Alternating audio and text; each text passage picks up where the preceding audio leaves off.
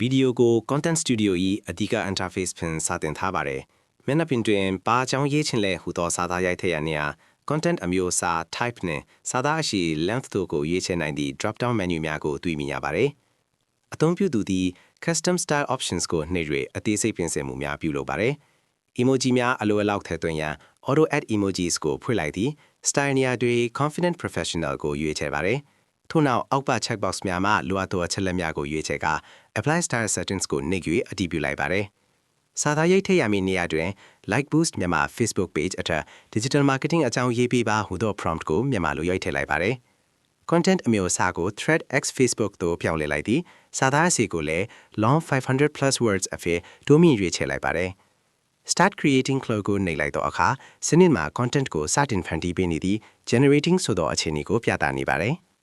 Like Boost မြန်မာအတွက်အလွန်အသေးစိတ်ပြီး professional ဆန်သောမြန်မာပါပါဖြစ် content ရပ်ပေါ်ဟာပါတယ်။အသုံးပြုသူသည်ရရှိလာသောစာသားများကိုအောက်ကို scroll ဆွဲ၍အသေးစိတ်ဖတ်ရှုစစ်ဆေးပါတယ်။စာသားများအောက်ရှိ Visual Design ကဏ္ဍတွင် Generate Image ခလုပ်ကိုနှိပ်လိုက်ပါတယ်။ထို့နောက်စနစ်မှာပုံအိတ်ကိုဖန်တီးနေသည့် Painting ဆိုသောအခြေအနေကိုတွေ့မြင်ရပါတယ်။ Like Boost ဆိုသောစာသားနှင့်အတူလှပသော 3D graphic ပုံရိပ်တစ်ခုထပ်ပေါ်လာပါတယ်။ပုံရိပ်ကို download ရယူနိုင်သည့် Download Image ခလုပ်ပေါ်လာပြီး content ဖန်တီးမှုလုပ်ငန်းစဉ်ပြီးဆုံးလာပါတယ်။